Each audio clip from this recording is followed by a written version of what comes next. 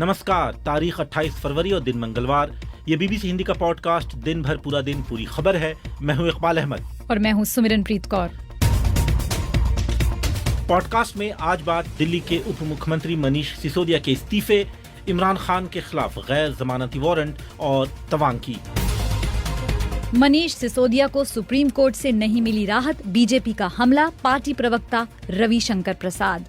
आप तो बिल्कुल पारदर्शिता की प्रतिमूर्ति हैं, यही दावा आप करते हैं कि आप और अरविंद केजरीवाल हिंदुस्तान में एक नई पारदर्शिता को लेकर के आए हुए हैं। आपने अन्ना हजारे के ईमानदार आंदोलन की विरासत को बदनाम किया है। सिसोदिया और सत्येंद्र जैन ने दिया इस्तीफा, क्या हैं इसके मायने, जानेंगे राजनीतिक विश्लेषक प्रमोद जोशी से। और अरुणाचल के तवांग से सुनवाएंगे एक खास रिपोर्ट। जान सबको अपनी प्यारी थी और लोग भागना चाह रहे थे अपने कई सुरक्षित जगह पर, वो अपने परिवार के साथ। लेकिन उस समय का आप अंदाजा लगा सकते हैं कि गाड़ी यहाँ पर थी नहीं, तो पैदल आप जाएंगे भी तो कितना दूर जाएंगे। गायिका नेहा सिंह राठौड़ क्यों है सुर्खियों में? इस दौर में एक भोजपुरी की लड़की, बिहार की लड़की मौलिक अधिकारों के गीत लिख रही है, संविधान के गीत लिख रही है, अपने लोगों को जागरूक करने की कोशिश कर रही है, तो लोग कहते हैं कि ये तो नेता बन रही है। होंगी खेल की खबरें भी, लेकिन इन सब से पहले जानते हैं देश और दुनिया के पूरे दिन का हाल सुमिरनप्रीत कौर से।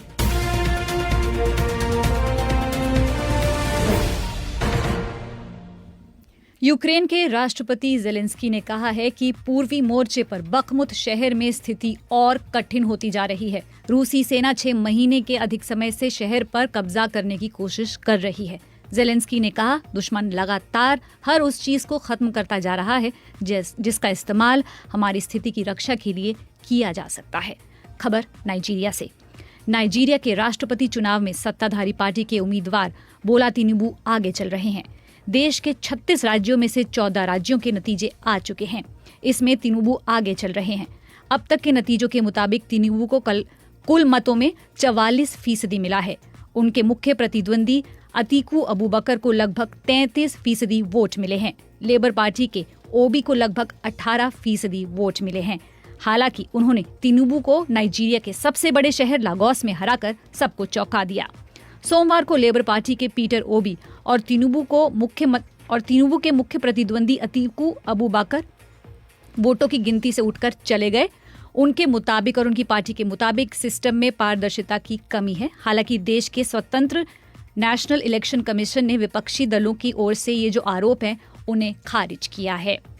बेलारूस के राष्ट्रपति अलेक्जेंडर लुकाशेंको, जो रूस के कट्टर समर्थक हैं, वो 3 दिनों के लिए चीन के आधिकारिक दौरे पर हैं। ये दौरा ऐसे वक्त हो रहा है जब पश्चिमी देश ये चिंता जता रहे हैं कि यूक्रेन के खिलाफ युद्ध में चीन रूस को सैन्य मदद देने के बारे में सोच रहा है। हालांकि चीन ने इसे गलत ठहराया है और कहा है कि वो इस मसले का हल ढूंढने पर जोर दे रहा है। पर चीन ने रूस की यूक्रेन पर कार्रवाई की निंदा नहीं की है। अमेरिकी विदेश मंत्रालय का कहना है कि लुकाशेंको का दौरा इस बात का उदाहरण है कि चीन का रूस कितना गहरा रिश्ता है। पर वहीं चीन के विदेश मंत्रालय के प्रवक्ता माओ निंग ने लुकाशेंको के दौरे को ज्यादा तवज्जो नहीं दी।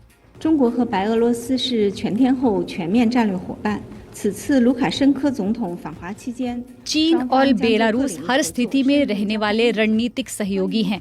बेलारूस के राष्ट्रपति लुकाशेंको के चीन आने पर दोनों देश अलग अलग मुद्दों पर, चीजों पर आपसी सहयोग को लेकर चर्चा करेंगे और हम इस बारे में आगे चलकर जानकारी भी देंगे। चीन के विदेश मंत्री चिन ग्वांग G20 के विदेश मंत्रियों की बैठक में हिस्सा लेने भारत आ रहे हैं। वो इस सप्ताह भारत पहुंच सकते हैं। G20 देशों के विदेश मंत्रियों की बैठक 2 मार्च को होगी। आगे चलते हैं जापान की खबर। जापान की एडवर्टाइजिंग कंपनी डेंसू ग्रुप और 5 दूसरी कंपनियों पर टोक्यो ओलंपिक्स 2020 में कथित तौर पर कॉन्ट्रैक्ट्स की नीलामी में हेराफेरी करने का आरोप लगा है।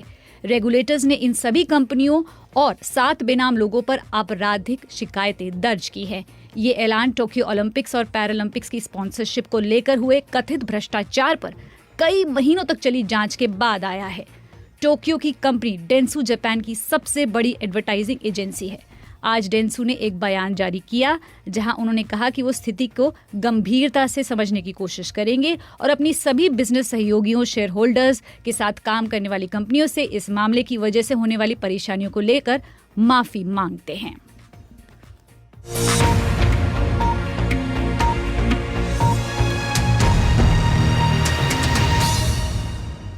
तो एक बार फिर स्वागत है आपका बीबीसी हिंदी के पॉडकास्ट दिन भर पूरा दिन पूरी खबर में। देश और दुनिया की ताज़ा खबरें आप सुन रहे थे अभी सुमिरन प्रीत कौर से। भारत में इस वक्त शाम के 7:35 हो चुके हैं। यह प्रोग्राम अब बीबीसी हिंदी के लाइव पेज, बीबीसी हिंदी के फेसबुक और यूट्यूब के अलावा गाना, जियो सावन और स्पॉटिफाई जैसे प्लेटफॉर्म पर भी सुन सकते हैं। कार्यक्रम की आज शुरुआत करते हैं दिल्ली के उप मुख्यमंत्री मनीष सिसोदिया से, या कहा जाए पूर्व उप मुख्यमंत्री सुमिरन, क्योंकि अभी थोड़ी देर पहले उनके इस्तीफे की खबर आई है।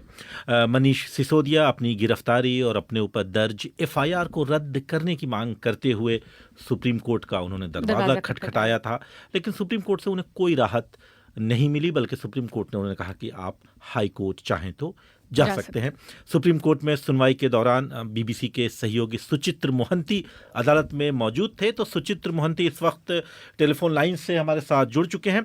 तो सबसे पहले उन्हीं के पास चलते हैं और पूछते हैं कि सुचित्र, सुप्रीम कोर्ट में क्या हुआ आज?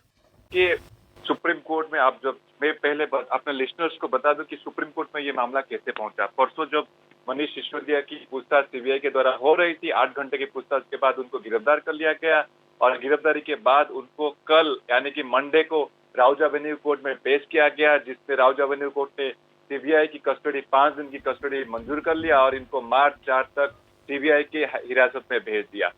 इसी को चैलेंज करते हुए मनीष सिसोदिया ने सुप्रीम कोर्ट का दरवाजा खटखटाया। सुबह आज मेंशनिंग किया और मेंशनिंग के बाद सुप्रीम कोर्ट ने बोला कि हम इस मैटर को सुनवाई करेंगे, लगभग 3:50-55 पे सुनवाई करेंगे। तो मैं ये कहना चाहूंगा, जब सुनवाई के दौरान जब सुप्रीम कोर्ट ने पूछा कि आप सुप्रीम कोर्ट क्यों आ गए, हाई कोर्ट भी है, एक हाई कोर्ट, इसका मतलब ये नहीं कि कोई भी क्राइम होता है तो आप तुरंत सुप्रीम कोर्ट का दरवाजा खटखटाएंगे। हाई कोर्ट भी एक है, सीआरपीसी के तहत ये आपको दिलाता है, आपके पास राइट्स भी है कि आप हाई कोर्ट जा सकते हैं। तो यानी कि कुल मिला के ये कह सकते हैं, पहले आप हाई कोर्ट का जो राइट्स है उसको पहले एग्जॉस्ट कीजिए, उसके बाद सुप्रीम कोर्ट आइए। मैं ये आपको बता दूं, डॉक्टर अभिषेक मनु सिंह भी, जो कि मनीष सिसोदिया की तरफ से पेश हो रहे थे और आर्गुमेंट कर रहे थे सुप्रीम कोर्ट में, उन्होंने सुप्रीम कोर्ट को ये साफ तौर पर कहा कि सीबीआई के द्वारा जो जांच हो रही है हमने सहयोग किया है, एक दिन ऐसा भी नहीं हो जो कि सहयोग नहीं किया है, हमने जांच में एक दिन भी ऐसा नहीं हो सहयोग नहीं किया है, तो हमको बेल दे देनी चाहिए और तुरंत ही जो एफआईआर रजिस्टर्ड किया गया क्वाश कर देनी चाहिए। लेकिन सुप्रीम कोर्ट का कुछ और ही नजरिया था। सुप्रीम कोर्ट ने बोला कि पहले आप हाई कोर्ट जाइए, फिर हम इस मामले की, अगर आप सुप्रीम कोर्ट, हाई कोर्ट आपको रिलीफ नहीं देती है तो आप सुप्रीम कोर्ट का दरवाजा खटखटा सकते हैं। जी, बहुत शुक्रिया सुचित्रा आपका। इकबाल जी, जैसा आपको पता ही है, सीबीआई ने मनीष सिसोदिया पर उनको परसों गिरफ्तार किया था। कल उन्हें अदालत में पेश किया गया था। अदालत ने सीबीआई की मांग पर उन्हें 5 दिनों की सीबीआई हिरासत में भेज दिया था। उसी की राहत के लिए आज वो सुप्रीम कोर्ट गए थे। जी बिल्कुल। और दिल्ली सरकार ने 2021 में शराब नीति लागू की थी। मनीष सिसोदिया पर उसी नीति में कथित अनियमितताएं बरतने का आरोप है। तो जब सुप्रीम कोर्ट से राहत नहीं मिली तो जाहिर है उसके बाद प्रतिक्रिया आना स्वाभाविक था।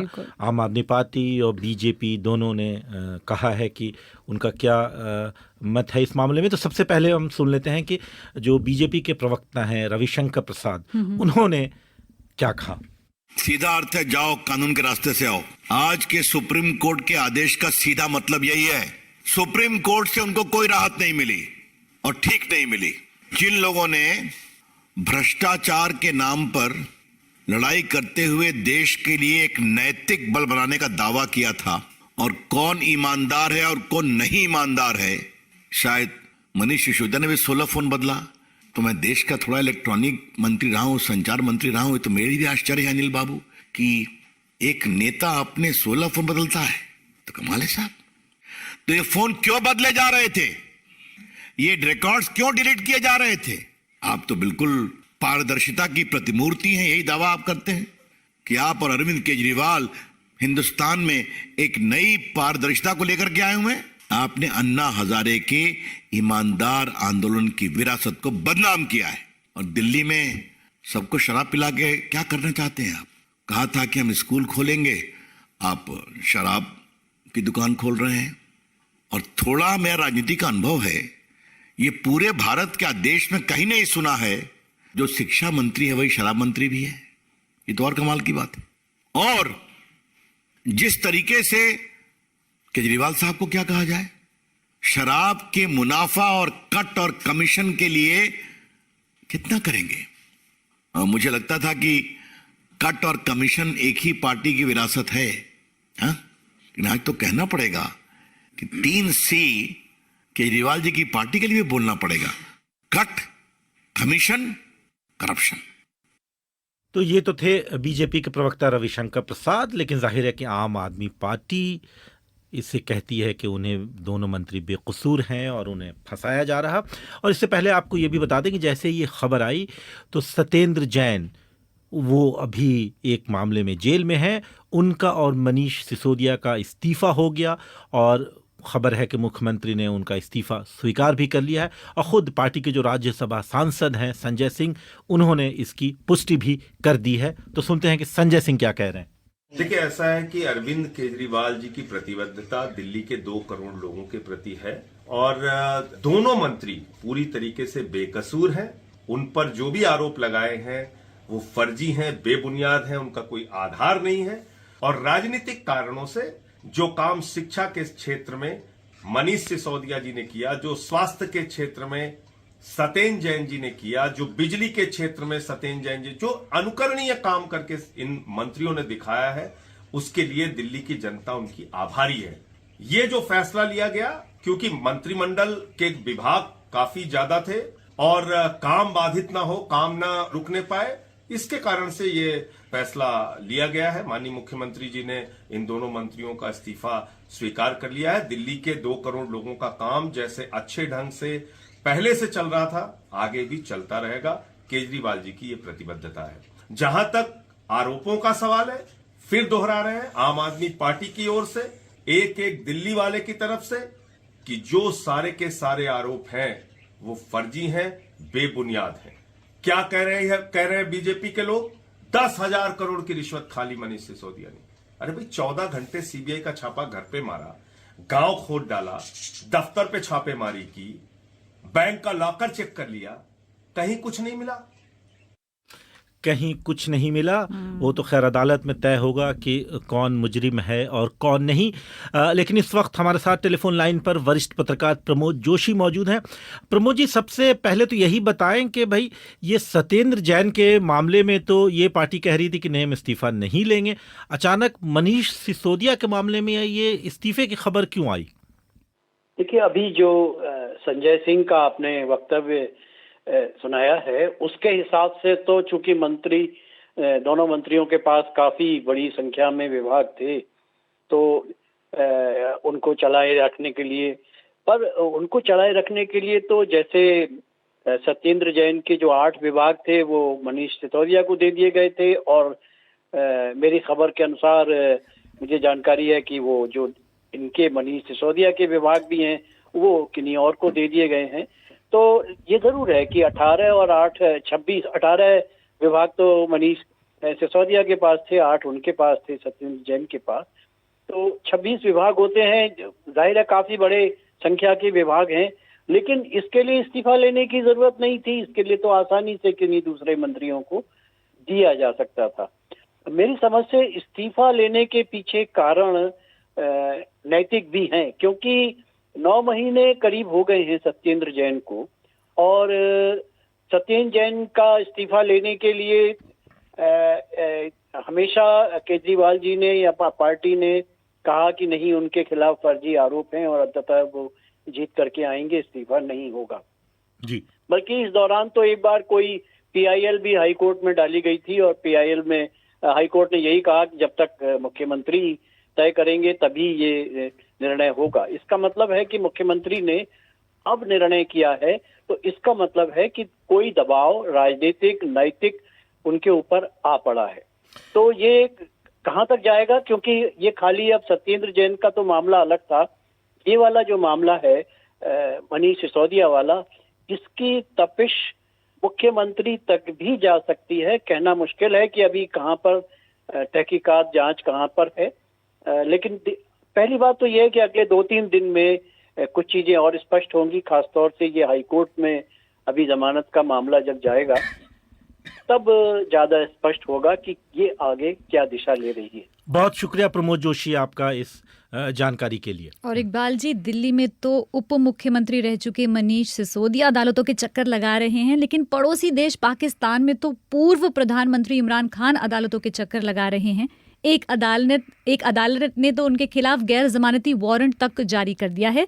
सीधे चलते हैं इस्लामाबाद, जहां टेलीफोन लाइन पर मौजूद हैं बीबीसी संवाददाता शुमैला जाफरी।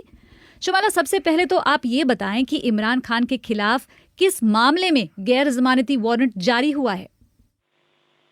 जी, उन पे एक केस है, तोशा खाना केस इसे कहते हैं, और उन पे इल्ज़ाम ये है इस केस में कि जब वो प्राइम मिनिस्टर थे तो उनको कुछ तोहफे मिले थे दूसरे मुल्कों के जो हेड्स हैं उनकी तरफ से। सऊदी अरब के बादशाह की तरफ से कोई कीमती घड़ियां मिली थी, इस तरह की चीज़ें जो कि उन्होंने बेच दी, और एक प्रोसेस है उसको फॉलो नहीं किया। उन्होंने उसकी रकम अदा की, बाद में खजाने में जमा करवाई सरकार के, लेकिन इल्ज़ाम ये है कि वो पैसे ठीक नहीं थे और उन्होंने प्रोसेस को फॉलो नहीं किया। उन्होंने पहले वो तोहफे बेच दिए और फिर बाद में रकम जमा करवाई गई। तो इस किस्म का केस है, और इस केस में उनको बुलाया जा रहा था बार बार क्योंकि उनकी इंडाइटमेंट होनी थी। तो इंडाइटमेंट के लिए ज़रूरी होता है कि जिसके ऊपर ये इल्ज़ाम लगाया जा रहा है वो अदालत में मौजूद हो एक्यूज्ड, और 7 फरवरी को उनको चार्ज किया जाना था इस केस में, लेकिन वो नहीं आ रहे थे। जाहिर है वो जख्मी भी थे और फिर वो बार बार टाइम भी बाय कर रहे थे। और अब जो है, आज अदालत ने कल ये कह दिया था कि अगर आज वो नहीं आएंगे, पेश नहीं होंगे इन पर्सन अदालत में, तो फिर उनके नॉन बेलेबल अरेस्ट वारंट अदालत जारी कर देगी। और आज इस्लामाबाद में मौजूद थे इमरान खान, सुबह से अदालतों के चक्कर लगा रहे थे, उनकी 3 और जगहों पर पेशियां थी, पर आज वो तोशाखाना केस में जब नहीं अदालत में गए तो फिर उनके वारंट निकाले गए। जी, बहुत बहुत शुक्रिया शुमैला जाफरी जी। और ये बीबीसी हिंदी का पॉडकास्ट है, कार्यक्रम में आगे सुनेंगे। जान सबको अपनी प्यारी थी और लोग भागना चाह रहे थे अपने कई सुरक्षित जगह पर, वो अपने परिवार के साथ, लेकिन उस समय का आप अंदाज़ा लगा सकते हैं कि गाड़ी यहाँ पर थी नहीं, तो पैदल आप जाएंगे भी तो कितना दूर जाएंगे। ये प्रोग्राम आप बीबीसी हिंदी के लाइव पेज, बीबीसी हिंदी के फेसबुक और यूट्यूब के अलावा गाना, जियो सावन, स्पॉटिफाई जैसे प्लेटफॉर्म पर भी सुन सकते हैं।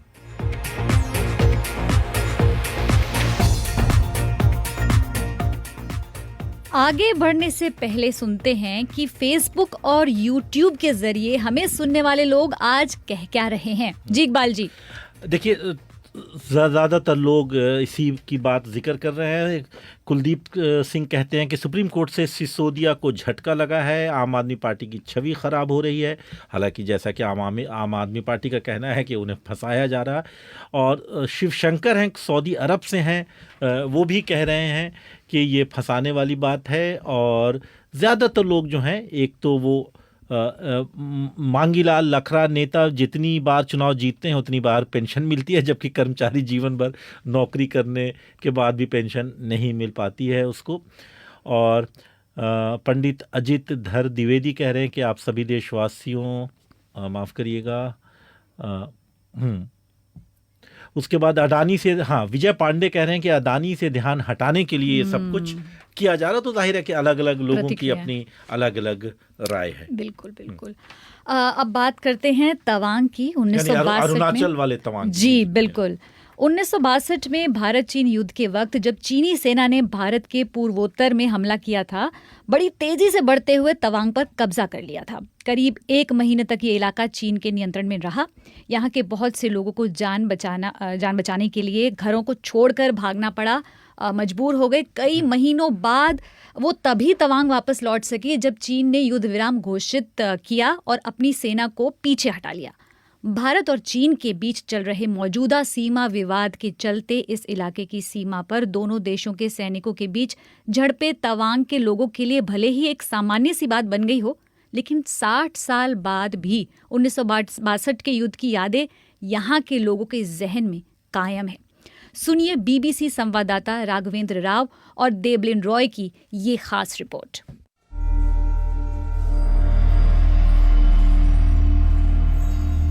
तवांग, भारत के पूर्वोत्तर राज्य अरुणाचल प्रदेश का वो इलाका जो पिछले कई सालों से सुर्खियों में रहा है। बौद्ध धर्म का एक बड़ा केंद्र होने के साथ साथ ये वो जगह है जिसका 14वें दलाई लामा तेंजिन ग्यात्सो से एक खास रिश्ता है। एक ऐसा इलाका जो 1962 के भारत चीन युद्ध के दौरान करीब 1 महीने तक चीनी नियंत्रण में रहा। एक ऐसा इलाका जो दोनों देशों के बीच आज भी विवाद की वजह बना हुआ है। इसी विवाद की एक झलक पिछले साल दिसंबर के महीने में देखने को मिली जब तवांग के यांगत्से इलाके में दोनों देशों की सेनाओं के बीच झड़प हुई। भारत ने तब कहा था कि चीन की सेना ने लाइन ऑफ एक्चुअल कंट्रोल पर अतिक्रमण करके यथास्थिति बदलने की कोशिश की। इस मसले पर संसद में बयान देते वक्त रक्षा मंत्री राजनाथ सिंह ने कहा था, चाइना के इस प्रयास का हमारी सेना ने दृढ़ता के साथ सामना किया है अध्यक्ष महोदय, और इस फेस ऑफ में हाथापाई भी हुई है। भारतीय सेना ने बहादुरी से पीएलए को हमारी टेरिटरी में अतिक्रमण करने से रोका और उन्हें उनकी पोस्ट पर वापस जाने के लिए मजबूर कर दिया अध्यक्ष महोदय। इस इलाके में ये पहली झड़प नहीं थी। अक्टूबर 2021 में भी दोनों देशों की सेनाएं यांगत्से में आमने सामने आ गई थी। तवांग शहर लाइन ऑफ एक्चुअल कंट्रोल से महज 35 किलोमीटर दूर है। बुमला दर्रे की घुमावदार सड़कों से गुजरकर ही एलएसी तक पहुंचा जा सकता है। इस दर्रे से गुजरते वक्त आज भी कई जगहों पर 1962 के युद्ध के अवशेष देखे जा सकते हैं। 23 अक्टूबर 1962 की सुबह चीन ने इस इलाके पर हमला किया था और तेजी से आगे बढ़ते हुए अगले ही दिन तवांग पर कब्जा कर लिया था। 1962 के युद्ध को अपनी आंखों से देखने वाले कई बुजुर्गों से बात कर तवांग में रहने वाले नवांग छोटा ने एक किताब लिखी।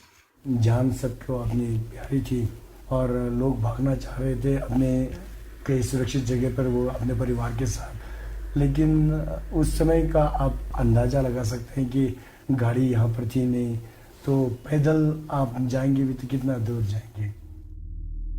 करीब 1 महीने बाद नवंबर में चीन ने युद्ध विराम की घोषणा की और अपनी सेना को पीछे हटा लिया। तवांग से जान बचाकर भागे हुए लोग जब कुछ महीनों बाद वापस लौट रहे थे तो रास्ते में उन्होंने कई खौफनाक मंजर देखे।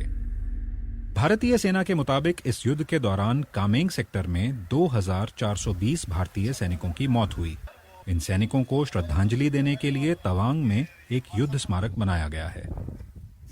ये स्मारक युद्ध की तस्वीरों, हथियारों और अन्य सैनिक साजो सामान के जरिए आज भी 1962 की भयावह यादों को ताजा रखे हुए है। वहीं तवांग शहर में लोगों का कहना है कि दोनों देशों की सेनाओं के बीच सीमा पर मुठभेड़ उनके लिए एक सामान्य सी बात बन गई है। वो कहते हैं कि दिसंबर में हुई झड़प के बाद भी तवांग में कोई डर या तनाव का माहौल नहीं था, लेकिन कारोबार पर असर जरूर पड़ा। 60 साल पहले हुए युद्ध के घाव भले ही भर गए हों, लेकिन उनके निशान आज भी लोगों के जहन में कायम हैं। देबलिन रॉय के साथ राघवेंद्र राव, बीबीसी। अब बात करेंगे गायिका नेहा की। जी बताइए इकबाल जी। देखिए आज माफ़ करिएगा, मंगलवार है और आज के दिन हम ऐसी महिलाओं या लड़कियों की बात करते हैं जिन्होंने कुछ हासिल किया हो या कुछ समाज में बदलाव लाने की कोशिश कर रही हैं या कुछ जागरूकता फैलाने की कोशिश कर रही, और ऐसी एक शख्सियत हैं गायिका नेहा सिंह राठौर। लेकिन सवाल ये कि वो सुर्खियों में क्यों है, क्योंकि उन्होंने यूपी में काबा जो गाना उन्होंने पहले गाया था उसका एक पार्ट 2 गाना गाया है, और लेकिन इसके लिए उनको यूपी पुलिस की नोटिस मिली है। नेहा अपने गाने के जरिए कानपुर देहात में जो माँ बेटी की कथित हत्या के मामले को उठाया था और प्रशासन पर सवाल उठाए थे। बीबीसी संवाददाता सारिका सिंह ने नेहा सिंह से बातचीत की और सबसे पहले उनसे यही पूछा कि ये सब करके कहीं वो खुद को नेता बनने की कोशिश तो नहीं कर रही। इस पर नेहा ने क्या कहा, सुनिए इस खास बातचीत में। नहीं, नेहा एकदम लोक कलाकार है और लोक कलाकार का जो है अपना फर्ज निभा रही हैं। और इसीलिए एक कलाकार होने के नाते और एक जागरूक कलाकार होने के नाते और कहीं ना कहीं भारत का नागरिक होने के नाते मैंने मौलिक अधिकारों के गीत लिखे हैं। आज इस दौर में, जिस दौर में भोजपुरी में लहंगा चोली तो हर लहंगा उठा दे रिमोट से, तो चोलिया के हुक राजा जी, तो कुर्ती के टूटल बा बटमिया, तो घूमेलू बाजार में मोहनिया जैसे गाने बन रहे हैं, बेबी बियर पी के नाचा ताड़ी छमक छमक, ऐसे गाने बन रहे हैं। इस दौर में एक भोजपुरी की लड़की, बिहार की लड़की मौलिक अधिकारों के गीत लिख रही है, संविधान के गीत लिख रही है, अपने लोगों को जागरूक करने की कोशिश कर रही है, तो लोग कहते हैं ये तो नेता बन रही है। लोग ये भी कहते हैं नेहा कि आप किसी एक खास पार्टी को ही टारगेट कर रही हैं। बिल्कुल ऐसा नहीं है और ये एकदम गलत आरोप है। देखिए, एक और चीज है, खास पार्टी की अगर जहां तक रही बात, केंद्र में आप हो, राज्य में आप हो, हर जगह आप हो, तो सवाल मैं विपक्ष से करूं। हर चीज अंतिम रूप से जिम्मेदारी तो, जवाबदेही तो आप ही की है। जिसकी सरकार है, जिसकी सत्ता है, उसी से सवाल किया जाएगा। सिंगर नेहा सिंह राठौर, जिनके गाने जब भी आते हैं धूम मचा देते हैं, ज़बां पे छा जाते हैं, तो कभी कभी विवाद भी खड़ा कर देते हैं। तो नेहा, ऐसा क्यों होता है आपके साथ? ऐसा क्या गा दिया इस बार कि इतना विवाद हो गया? नहीं, मैं आपको शुरुआत ही करती हूँ 2 लाइन गुनगुना के, और आप भी मुझे बताएंगे और दर्शक भी बताएंगे कि ऐसा मैंने क्या गा दिया है जिसकी वजह से यूपी पुलिस को मुझे नोटिस थमाना पड़ गया है। गाने का बोल कुछ इस तरह से है कि बाबा के दरबार बा, ढहत घर बार बा, माई बेटी के आग में झोंकत यूपी सरकार बा। यूपी में काबा, अरे बाबा के डीएम त बड़ी रंगबाज बा, कानपुर देहात में ले आइल राम राज बा, बुलडोजर से रौंदत दीक्षित के घरवा आज बा, अरे ही बुलडोजरवा पे बाबा के नाज बा, काबा यूपी में काबा। इस तरह से कुछ करके लाइन है। मैं तो चाहती हूँ कि अब तक जो मैंने 4 लाइन सुनाया, आप बताएं कि इसमें क्या ऐसा है। मुझे भी नहीं समझ में आ रहा है कि मुझे क्यों नोटिस थमाया गया। इसमें ऐसा क्या है जिससे सांप्रदायिक सौहार्द बिगड़ रहा है, समाज में तनावपूर्ण कहा माहौल। जा रहा है कि इसमें आपने कुछ ऐसे शब्द इस्तेमाल किए हैं, बुलडोजर, रंगबाज, हिंदू मुसलमान जैसे शब्द लिखे हैं। क्या आपको नहीं लगता ये शब्द सेंसिटिव हैं? क्योंकि कहा यह जा रहा है कि जो आपने लिखा है उससे तनाव बढ़ सकता है समाज में। इस मामले से ज्यादा सेंसिटिव मामला और कुछ नहीं हो सकता है कि एक घर पे माँ बेटी जो अपने आप को कमरे में बंद करती हैं कि नहीं हम जान दे देंगे, हम घर नहीं छोड़ेंगे, और इसके बावजूद भी पुलिस प्रशासन जो देख रही है कि घर के अंदर माँ बेटी हैं, और पूरी असंवेदनशीलता से, पूरी बर्बरता के साथ घर के ऊपर जो है वो बुलडोजर चला दिया जाता है। इस मामले से ज्यादा संवेदनशील और क्या हो सकता है। मैंने तो डीएम को सिर्फ रंगबाज ही कहा है, और ये रंगबाजी नहीं तो और क्या है। आपको दिख रहा है कि सामने में माँ बेटी बोल रही है कि नहीं हम बंद कर लेंगे, मैं नहीं निकलूंगी बाहर, और फिर भी आप बुलडोजर चला रहे हैं और आग लग जाती है, वो जिंदा जल के मर जाती हैं। वो वीडियो कितना रूह कपा देने वाला है ना। तो बाबा का डीएम तो रंगबाज है ही। जो कलाकार होता है वो सरकार से, वो सत्ता से आंखों में आंखें डालकर सवाल पूछने वाला होता है, वो सरकार की चरण वंदना करने वाला नहीं होता है। तो ये नेहा, बड़ा जरूरी है। सम्मान की जगह आपके पास अभी नोटिस आया है फिलहाल, उस नोटिस में क्या लिखा है?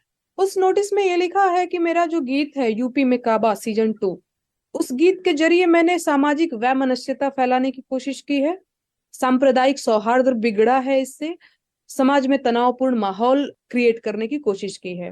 3 दिन के अंदर अगर मैं इस नोटिस का जवाब नहीं देती हूँ तो यूपी पुलिस इस पे उचित कार्रवाई करेगी। इस नोटिस में यही लिखा हुआ है। तो यूपी पुलिस की नोटिस मिली है गायिका नेहा सिंह राठौर को। बीबीसी संवाददाता सारिका सिंह उनसे खास बातचीत कर रही थी। सुमिरन, खेल में आज क्या हुआ? जी, और खेल की खबरों के साथ शुरुआत मैं करती हूँ।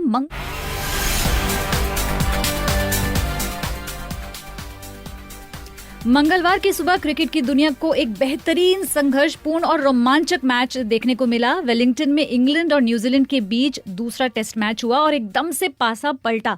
मेजबान न्यूजीलैंड ने एक वक्त जो मुकाबला असंभव लग रहा था कि वो जीत पाएंगे, 1 रन के अंतर से ये मुकाबला जीत लिया।